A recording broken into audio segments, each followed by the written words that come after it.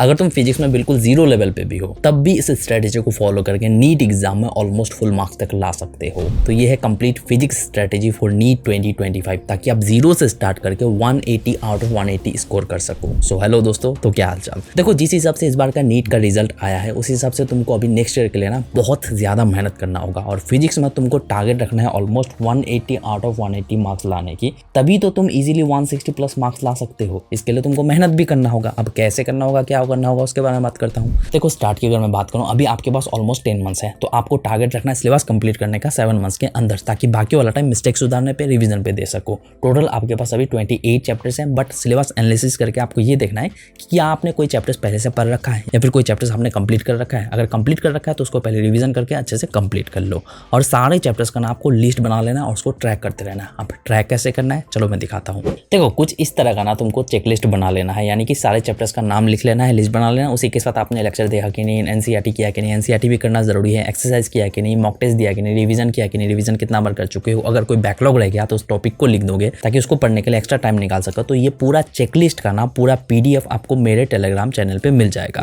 उसके बाद अगर मैं एनसीईआरटी की बात करूँ, एनसीईआरटी तो आपको रीडिंग मारना जरूरी है। बहुत कोई जो है एनसीईआरटी को इग्नोर करता है, बट अगर आप 180 आउट ऑफ 180 लाना चाहते हो तो एनसीईआरटी को आपको रीडिंग मारना ही है, 1 से 2 बार तो किसी भी हाल में मारना है। और उसी के साथ आपको जो एनसीईआरटी के बैक एक्सरसाइज भी करना है, समरी भी करना है, और पॉइंट्स टू पॉइंटर बिल्कुल ही करना है, ठीक है। उसके बाद क्वेश्चन प्रैक्टिस और पीवाईक्यूज तो आपको करना ही है। पीवाईक्यूज आप लास्ट 25 ईयर्स का कर सकते हो या फिर 36 ईयर्स का कर सकते हो, और यहाँ पे आपको क्वालिटी क्वेश्चन प्रैक्टिस करना जरूरी है। और इसका सॉल्यूशन क्या हो सकता है आगे बताता हूँ। उसके बाद आपको जो नोट्स तो बनाना ही है, लॉन्ग नोट्स, शॉर्ट नोट्स कैसे बनाना है आगे बताऊंगा, और टेस्ट आपको कब देना है आगे बताता हूँ, और रिवीजन जो है आपको रेगुलर बेसिस पे करना ही है। कैसे कर सकते हो आगे बताता हूँ। और जितने भी फॉर्मूलाज है ना, सारे फॉर्मूलाज का ना आप अभी पहले लिस्ट बना लो और उसको रेगुलर बेसिस पे आपको रिवाइज करते रहना है। उसके बाद अगर आपका बेसिक्स क्लियर नहीं है तो सबसे पहले तो आपको बेसिक्स अच्छे से क्लियर करना जरूरी है, क्योंकि अगर आपका बेसिक्स ही क्लियर नहीं हुआ तो कोई भी चैप्टर समझ में नहीं आएगा। तो बेसिक्स के लिए कौन से चैप्टर पढ़ सकते हो, इन सारे चैप्टर्स को जो आप बेसिक्स के लिए पढ़ना जरूरी है। इनिशियली इन 5 चैप्टर को आपको अच्छे से पढ़ना जरूरी है बेसिक्स अंडरस्टैंडिंग के लिए, ताकि बाकी वाले चैप्टर्स अच्छे से समझ में आए। फिर धीरे धीरे आगे जैसे बढ़ते जाओगे इन सब चैप्टर्स पे आपको मैक्सिमम फोकस रखना है, इन सबको अच्छे से क्लियर कर लेना है। अगर कॉन्सेप्ट क्लियर नहीं होता है तो 2 बार रिपीट करके कॉन्सेप्ट क्लियर करना है, तभी जो है बाकी वाले चैप्टर्स आपको अच्छे से समझ में आएगा। फर्स्ट महीने में ना इन 5 चैप्टर को कंप्लीट कर लेना ज्यादा बेटर रहेगा, ताकि बाकी वाले चैप्टर्स पे अच्छे से टाइम दे सको। उसके बाद रेगुलर बेसिस पे फिजिक्स के लिए आपको 4 घंटा स्टडी करना जरूरी है, जिसमें आपका 2 घंटा लेक्चर भी इंक्लूड रहेगा और 2 घंटा प्रॉब्लम प्रैक्टिस के लिए, रिवीजन के लिए, मिस्टेक सुधारने पे दे सकते हो। और उसी के साथ मंथली और वीकली आपको गोल सेट करना जरूरी है, यानी कि टारगेट सेट करके स्टडी करना है। अब फर्स्ट महीने में कितने चैप्टर्स कर सकते हो, 4 से 5 चैप्टर्स कर सकते हो जो कि बेसिक्स वाले चैप्टर्स होंगे। सेकंड महीने में आप जो है 5 से 6 चैप्टर्स कर सकते हो जो कि मॉडरेट और इजी टाइप के चैप्टर्स मिक्स रहेगा। थर्ड महीने में आप जो है डिफिकल्ट लेवल के चैप्टर्स स्टार्ट करोगे करना। उसके बाद फोर्थ, फिफ्थ और सिक्स्थ मंथ में आप जो है मैक्सिमम डिफिकल्ट टाइप के जितने भी चैप्टर्स हैं उसको कंप्लीट कर लोगे, ताकि आप लास्ट के महीने में जो एक्स्ट्रा चैप्टर्स होंगे उसको कंप्लीट कर पाओ और बायो पे मैक्सिमम फोकस कर पाओ। तो बायो वाला स्ट्रेटजी मैंने ऑलरेडी बना रखा है, उस वीडियो को जाके देख सकते हो।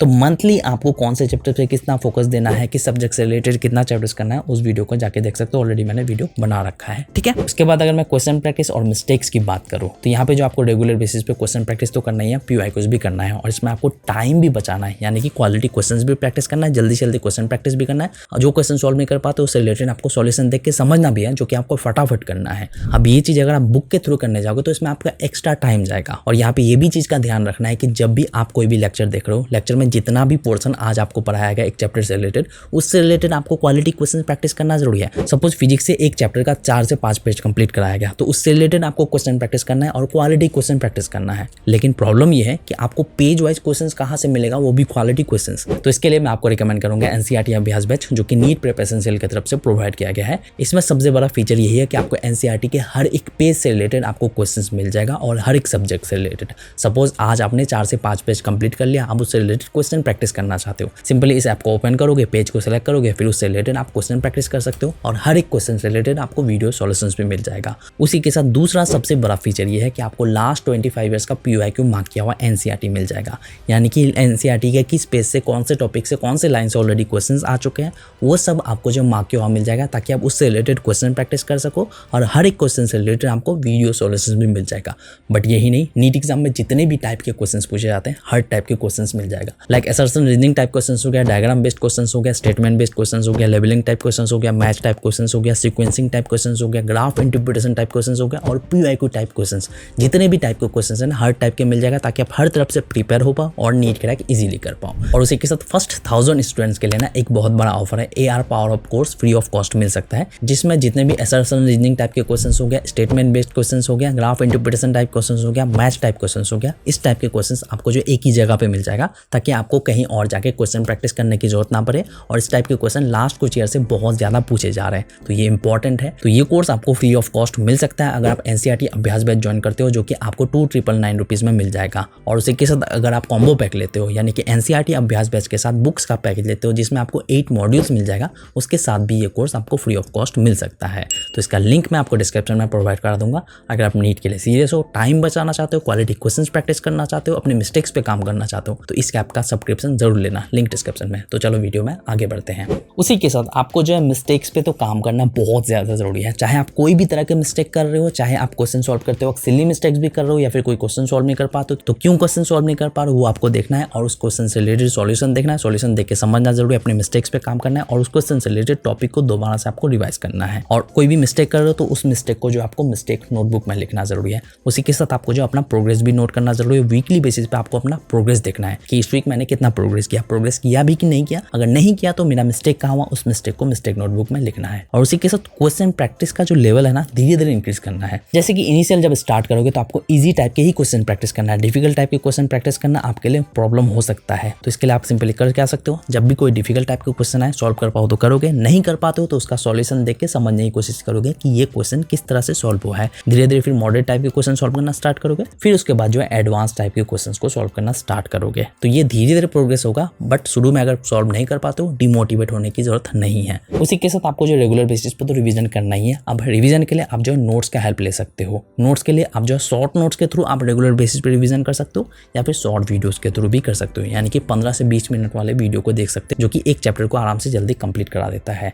और उसी के साथ वीकली बेसिस पे आपको रिवीजन करना जरूरी है, यानी कि पूरे वीक में तीनों सब्जेक्ट से रिलेटेड जितने भी चैप्टर कंप्लीट किए उससे रिलेटेड आप जो नोट्स के थ्रू आप पूरा रिवाइज कर सकते हो, या फिर शॉर्ट वीडियोस को देख के भी आप रिवाइज कर सकते हो। इसके लिए आपको 4 से 5 घंटा देना होगा रेगुलर बेसिस पे। फिर जो आप पार्ट टेस्ट भी दे सकते हो। और उसी के साथ जो आप क्वेश्चन प्रैक्टिस के थ्रू भी रिवाइज कर सकते हो, यानी कि अगर कोई क्वेश्चन सॉल्व नहीं कर पाए तो क्यों नहीं कर पाए, उस क्वेश्चन से रिलेटेड टॉपिक वाइज रिवीजन कर सकते हो, टेस्ट वाइज भी क्वेश्चन प्रैक्टिस कर सकते हो। उसके बाद अगर मैं टेस्ट और PYQs की बात करूँ तो मॉक टेस्ट तो आपको देना ही है, बट पार्ट टेस्ट आप इनिशियली दोगे, यानी कि वीकली बेसिस पे दे सकते हो, या फिर 5-6 चैप्टर कंप्लीट करने के बाद जो है पार्ट टेस्ट देना स्टार्ट कर सकते हो। और फुल टेस्ट जो है आपको अक्टूबर से देना स्टार्ट करना है, यानी कि ऑलमोस्ट अगर 60-70% सिलेबस कंप्लीट हो जाता है फिर जो है आप फुल टेस्ट देना स्टार्ट कर सकते हो। उसके बाद अगर मैं फाइनली बात करूँ स्टडी के बारे में, तो स्टडी में सबसे ज़्यादा जो इंपॉर्टेंट है वो है आपका लेक्चर। अगर लेक्चर अच्छे से नहीं समझते हो, कॉन्सेप्ट आपका अच्छे से क्लियर नहीं होता है, तो आप बाकी सब चीज़ें भूल ही जाओ। तो अगर आप कॉन्सेप्ट अच्छे से क्लियर कर लेते हो तो क्वेश्चन प्रैक्टिस करने में, बाकी सब चीज़ों करने में कोई दिक्कत नहीं होगी। तो कॉन्सेप्ट आपको लेक्चर के थ्रू अच्छे से क्लियर कर लेना है। जब तक कॉन्सेप्ट क्लियर नहीं होता तब तक आपको लेक्चर देखना है। लेक्चर देखने के साथ साथ अगर आप चाहो तो नोट्स के लिए जो आप बुलेट पॉइंट्स भी लिख सकते हो,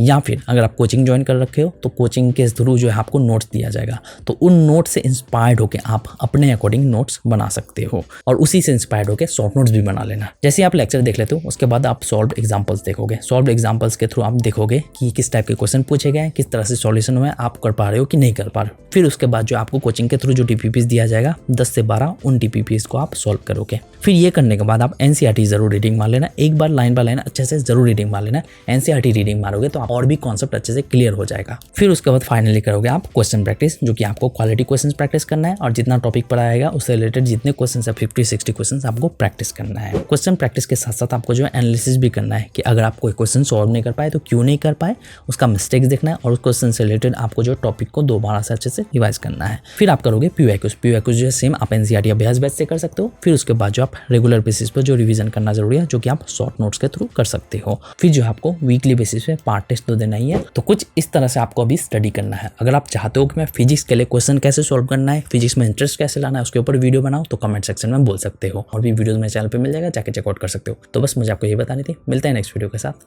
थैंक यू।